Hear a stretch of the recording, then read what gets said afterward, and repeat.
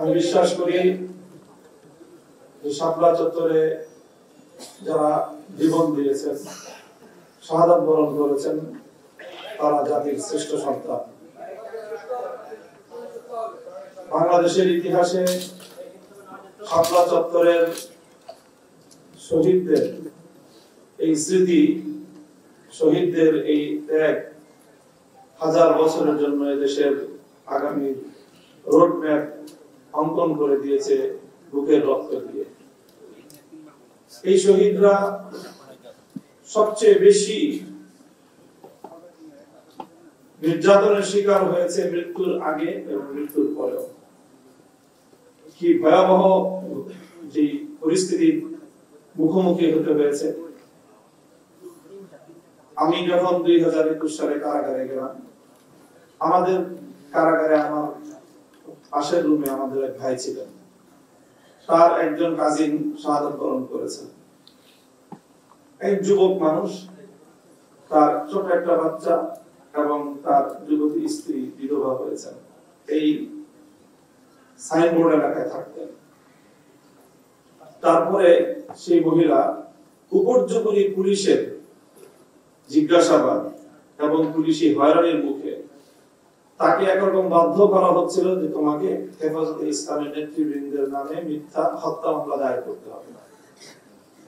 স্বজন হারা, স্বামী হারা একজন এরকম নারী সদ্য বিধবা বৈধব্যে তিনি গিয়েছেন, আপন হারানোর যে বেদনা তাকে পুড়ে পুড়ে খাচ্ছিল, ওই অবস্থায় তার উপর রাত নাই দিন নাই উপর্যুপরি পুলিশ তাকে এমন হয়রানি করেছে, শেষ পর্যন্ত তিনি ফেরারি জীবন যাপন করতে হয়েছে তাকে বছরের পর বছর। এটি শুধু একটি ঘটনা নয়, এটাই ছিল শাপলা চত্বরের শহীদদের শাহাদাতের পরবর্তী তাদের পরিবারগুলোর সঙ্গে আচরণ। আলহামদুলিল্লাহ, আজকে স্থানীয় সরকার মন্ত্রণালয়ের পক্ষ থেকে যে উদ্যোগ নেওয়া হয়েছে, এখানে চেক প্রদান, নগদ অর্থ সহায়তা প্রদান, এটাকে আমি খুব বড় করে দেখছি না।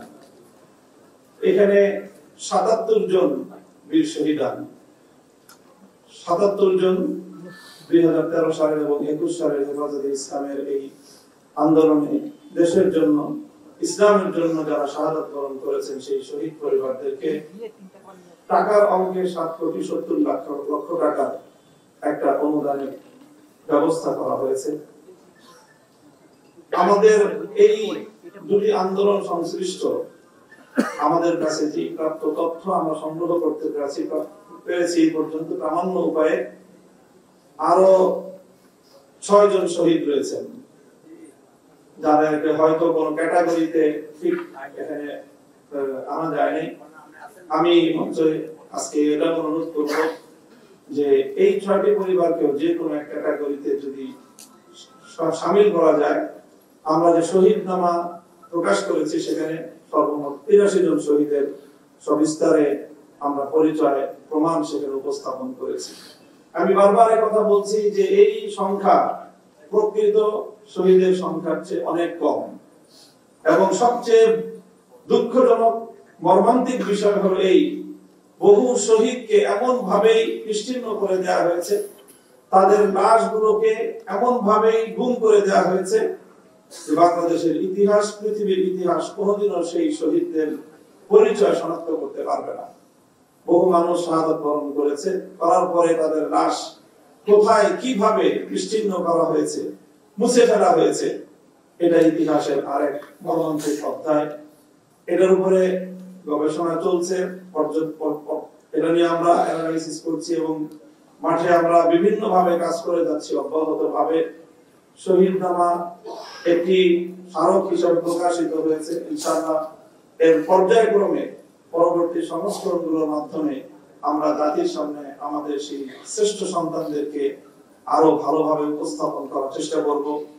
তো আজকের এই উদ্যোগের জন্য আমরা হেফাজতে ইসলাম বাংলাদেশের পক্ষ থেকে, বাংলাদেশের আলেম সমাজের পক্ষ থেকে এবং সকল শহীদদের পক্ষ থেকে, শহীদ পরিবারগুলোর পক্ষ থেকে আমরা স্থানীয় সরকার মন্ত্রণালয়কে আন্তরিক অভিনন্দন জানাচ্ছি। সেই সাথে এই কার্যক্রমে আমাদের মধ্য থেকে অনেক ভাই গুরুত্বপূর্ণ ভূমিকা পালন করেছেন, সমন্বয় রেখেছেন। আমরা হেফাজতে ইসলামের আমাদের সিনিয়র নায়েবে আমির হাটহাজারী মাদ্রাসার মুতামিম আল্লামা খলিল আহমদ কুরাইশি হাফিজাহুল্লাহর নেতৃত্বে আমাদের মহাসচিব সাহেব সহ মাননীয় প্রধান উপদেষ্টার কাছে আমরা এই দাবি জানিয়েছিলাম যেন শহীদ পরিবারদেরকে রাষ্ট্রীয়ভাবে একটা অনুদানের ব্যবস্থা করা হয়। এই অনুদানটা রাষ্ট্রের পক্ষ থেকে আমরা মনে করি এটি সম্মাননাটাকে এখানে আমরা প্রধান বলে দেখছি এবং এই সম্মাননাটা যতটা না এই শহীদদের জন্য প্রয়োজন, যতটা না শহীদ পরিবারের জন্য প্রয়োজন, তার চেয়ে বেশি প্রয়োজন এই রাষ্ট্রের জন্য, তার চেয়ে বেশি প্রয়োজন এই জাতির আগামীর পরিচয়কে সংরক্ষণ করার জন্য।